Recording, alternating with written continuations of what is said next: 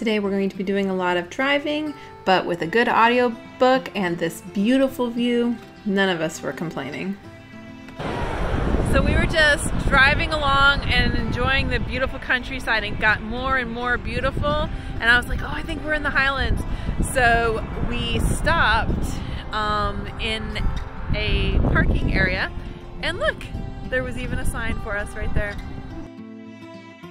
This video doesn't even do the scenery justice, and looking between those two hills, in a minute you'll see how quickly the weather changes. My heart's in the Highlands where Robert burns. My heart's in the Highlands, my heart is not here. My heart's in the Highlands and chasing the deer, chasing the wild deer and following the roe. My heart's in the Highlands wherever I go. Farewell to the Highlands, farewell to the north, the birthplace of valor, the country of worth.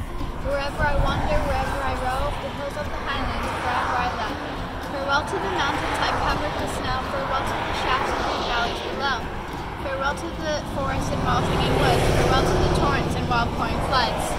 I mean, it wasn't that much of a difference, like the one side didn't have it, the other side did, and it like slowly came out.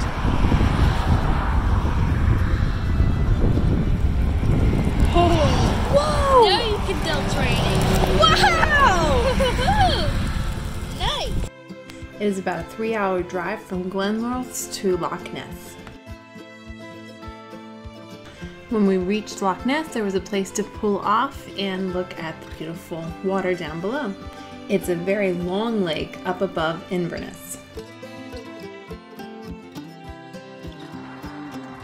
Here at Loch Ness, kids have their binoculars. We're ready to look for Nessie. We decided to go to the Loch Ness Center and Exhibition. It's an exhibition that is housed in a very old building, beautiful building, and you can get tickets to go through. They have 6 different special large room displays. They use video, and they have a lot of different submarines like this one that they actually used in the hunt for Nessie.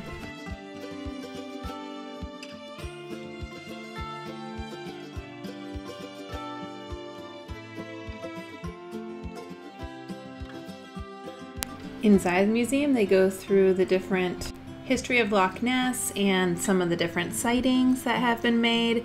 They also talk about what other possibilities there could be that people are seeing in the deep water. I thought they did a good job of sharing both sides of the controversy and letting us make up our own mind.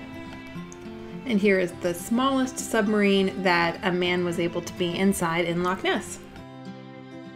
The walkthrough exhibition had each room timed so that as soon as you entered, it would start the presentation, and then you would move on to the next one where the next presentation would start.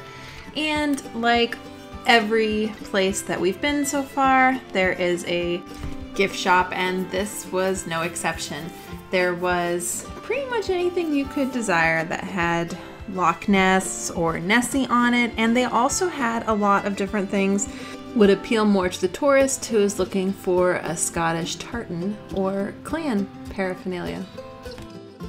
And of course we couldn't go the whole way to the Loch Ness and not get on the water, so we got on a van that took us down to the dock and got on a boat for a tour. We are going on the river.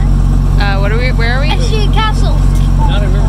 Oh, nice. Okay folks, good afternoon and welcome aboard. Welcome to Loch Ness, and rather warm and muggy Loch Ness today, but nice and calm as well, so that's always a good thing for us. So welcome aboard.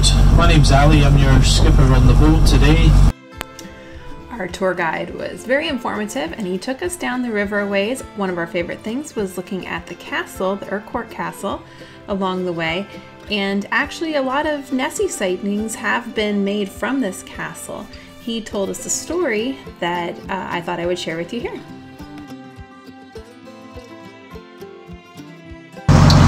Now the last few years we've averaged about 20 recorded sightings of a monster a year, every year. Last few years, that's not bad. This year though, at this stage, we've only had 4 sightings, so that's not great. Not great at all. The last sighting though was actually a very good sighting. And it was actually right here, where we are right now. Just a few weeks ago, there was a lady up in the hillside above the castle here. And as she looked down here on a completely calm morning, she saw this hump in the water. She watched it, and it moved round the back here, back of the castle here. And it was even creating a wake as it moved. And she actually managed to film it for a couple of minutes. Some people say that was the best bit of film of a monster in over 20 years actually, so just a few weeks ago right here. And then on the way back, he asked if anybody wanted to drive, and of course the kids were super excited to be able to drive the boat in. They both took turns, and they never steered us wrong. And of course, David, being a kid at heart, he also took a turn and was super excited to be able to drive the boat.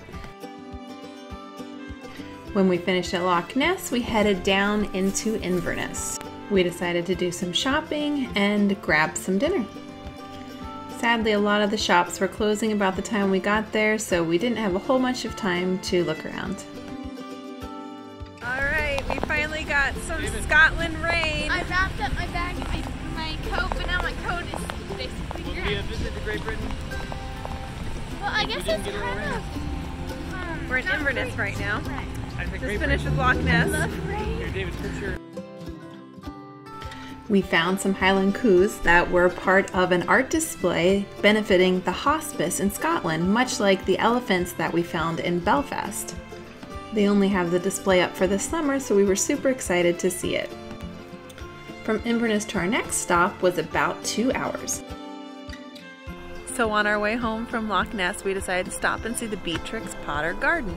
We hadn't realized that Beatrix Potter had anything to do with Scotland, but evidently her family used to come to Perthshire over the summer for her summer vacations. So Perthshire had a very important role in her life and many fond memories here. So they made a garden, and actually there's an exhibit here for her work as well, but sadly it's pretty late, so they're not open anymore, but we're gonna check out the garden. We had fun looking around the garden at the different characters from Beatrix Potter's books. They also had signs there that helped us learn more about Beatrix Potter and how beloved she was in that area.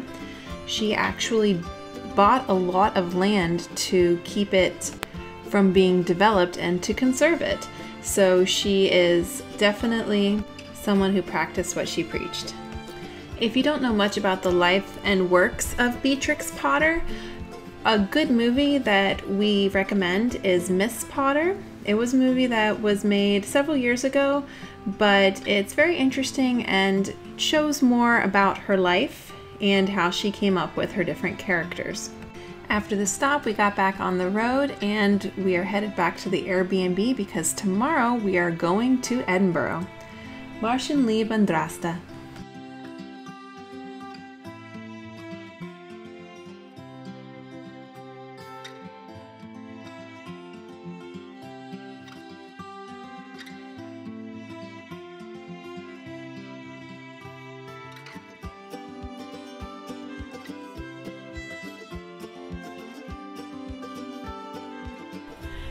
So on our way home from Loch Ness, we decided to stop and see the Beatrix Potter Garden.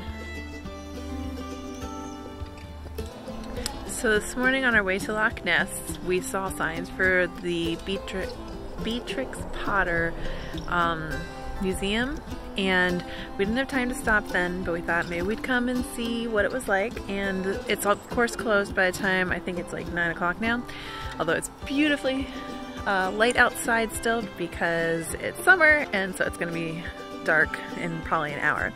So anyways, we have a garden to look at that we're able to go into, so we're going to show you what that looks like.